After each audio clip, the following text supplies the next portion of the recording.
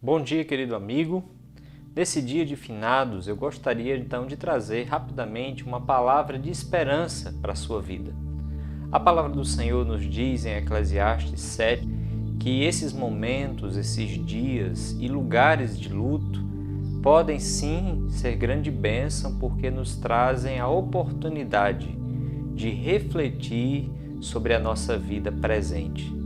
Desta forma, nesse dia em que nós muitas vezes paramos e pensamos naquelas pessoas queridas que partiram e que não mais estão em nosso meio, surge também a oportunidade de nós, neste dia, pararmos para avaliar um pouco do nosso viver. Afinal de contas, muitos já se foram e nós um dia também partiremos. Esse dia de luto, esse dia de finados, ele pode ser proveitoso para a nossa vida, porque ele pode ser uma oportunidade de nós pararmos para avaliar algumas coisas que Deus diz. Por exemplo, esse dia de finados, dia de luto, dia de morte, dia em que nós lembramos que a morte é uma realidade, ele traz à luz a verdade que Deus nos ensina em sua palavra, que todos os homens têm problema. A palavra do Senhor em Romanos 3, versículo 10, diz que não há nenhum justo, nenhum sequer. O texto continua dizendo que não há pessoa que busque a Deus. A Bíblia, a palavra do Senhor, engloba todos os homens em uma mesma categoria. Todos nós somos pecadores. Nós pecamos contra um Deus santo.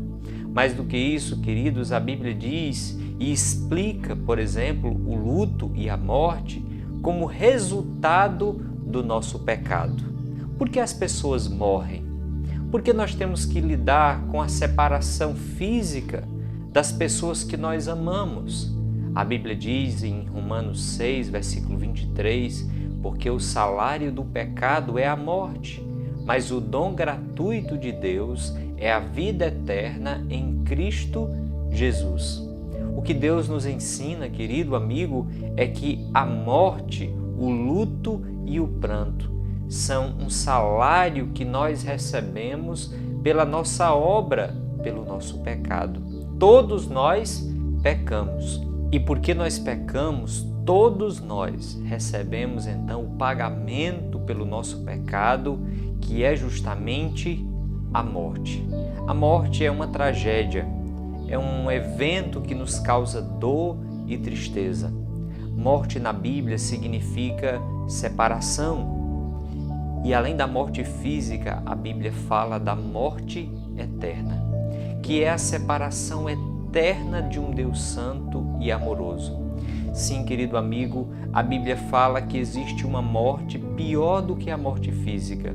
Existe uma separação pior do que essa separação física e temporal, corpórea. Existe uma separação eterna de um Deus, de uma vida que se segue depois desta vida presente. É a morte eterna.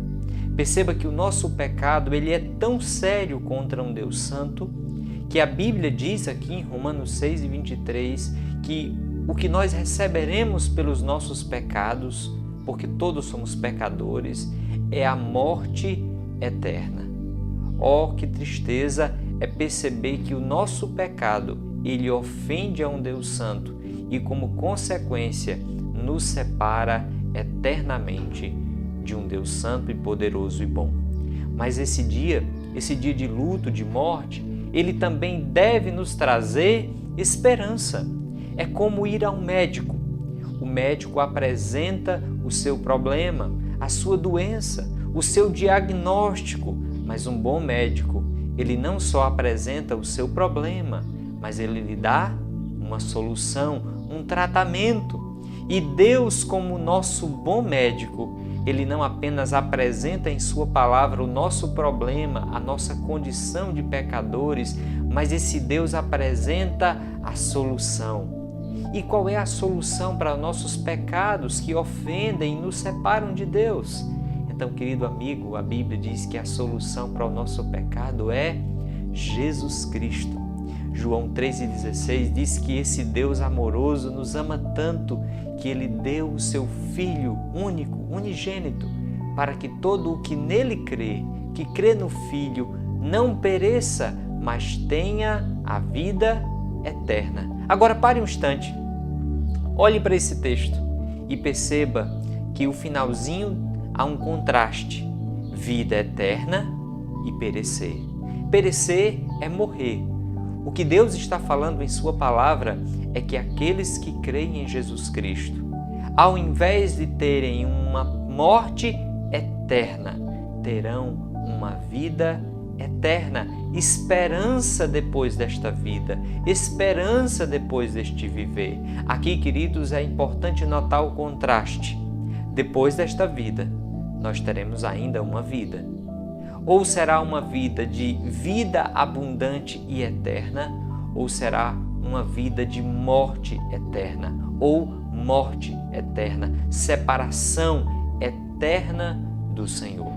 É por isso que a Bíblia diz em João 13,36, por isso quem crê no Filho tem a vida eterna. O que todavia se mantém rebelde contra o Filho não verá a vida, mas sobre ele permanece a ira de Deus. Querido amigo, não se engane, depois desta vida haverá uma vida. E esta vida se resumirá em 2 caminhos. Depois deste mundo, 2 caminhos serão postos, um de vida eterna na presença de Deus e o outro de condenação eterna, em que Deus derramará sua ira em pecadores. Nós temos um problema.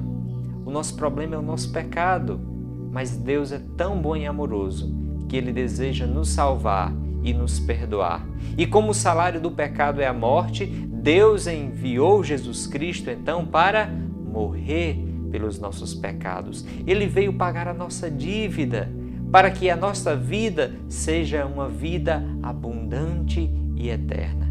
Querido amigo, como está o seu viver neste dia? Muitos já partiram.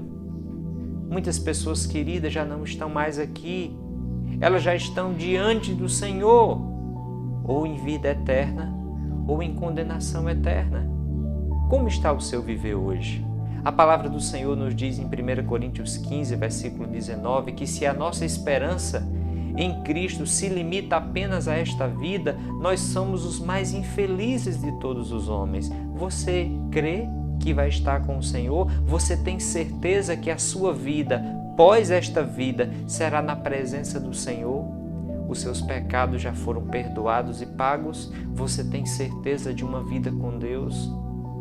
Cristo Jesus é a nossa grande esperança de termos uma vida eterna de alegria na presença de Deus.